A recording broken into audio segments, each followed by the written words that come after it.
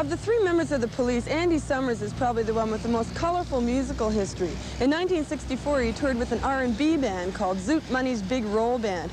He played with the second incarnation of Eric Burdon and the Animals, and he also toured with Neil Sedaka. Before the Police, he did session work with people like Joan Armatrading and Deep Purple's John Lord.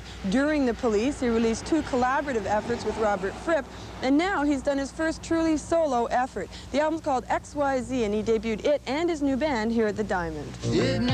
Aside from your collaborations with Robert Fripp, this is, in effect, your first solo project. Was there any thought that maybe it would be sounding too much like the Police or not enough like the Police? Yeah, they've said all that. It's exactly like the Police. Why isn't it more like the Police, you know? And, I mean, it's a bit like, but, I mean, I had no intention. I mean, I didn't care, really, whether it did sound like the Police or not. What I was after was trying to make the best album I could, to get the songs as right as I could, and to get, you know, myself, you know, my thing on the vinyl contained in a rock vocal album. That was the trick for me. So it's basically, it's a very sort of state-of-the-art, modern, progressive album. Some of the guitars like the Police, which is natural enough, you know. I mean, it could have sounded even more like the Police. It wouldn't have bothered me at all. I was just, wanted it to carry its own weight, see. I know a lot of musicians could opt to rest on their success and their history, and you'd certainly be justified in doing so.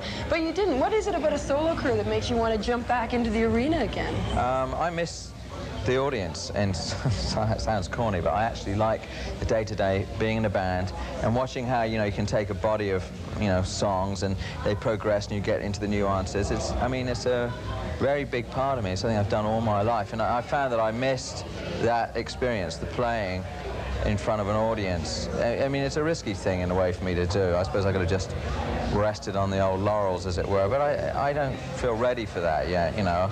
I might after tonight, I don't know.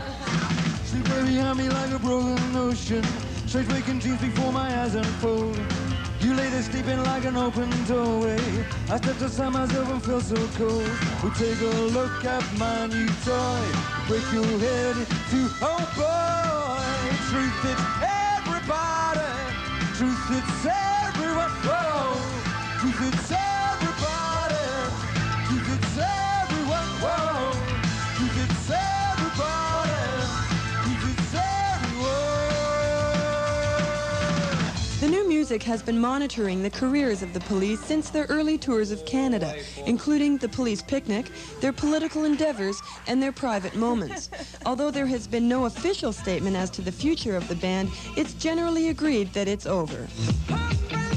Yesterday, I heard you say in an interview that in the Police situation, the things that brought you together in the first place eventually pulled you apart. Yeah, I think the Police was a nucleus of elements which were very powerful, and it made it work for a certain amount of time, but eventually, you know, there must be some way of explaining that in a sort of atomic theory that it just, you know, I can't think of the right words. But basically, you know, you had 3 sort of very driven, ego-ridden individuals who were all determined to succeed, and we were able to work together for a while and, like, push that band. And I mean, we did play well together, you can't discount that. Obviously that was a big part of it, but also the will to succeed, because we wanted to make it happen, you know.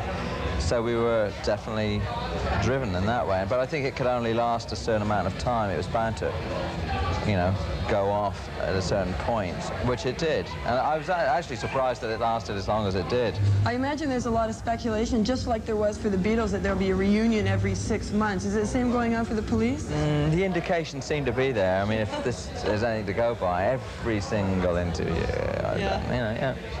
Well, I mean, you know, I'm not unhappy about it. It's nice to have been part of something like that, and I'm sure, you know, it was a great thing, and, you know, like, this is what happens. I'm sure Paul McCartney and George Harrison go through this all the time. How far are you going to take this project? I mean, at this point, you're going to tour as long as it gets airplay. Yes, I mean, basically, you know, I'm working North America, you know, I'm out touring, you know, talking to people, letting people know there's a record, because it's a vast continent, and it seems to take about 3 months for a record to really kind of come to consciousness.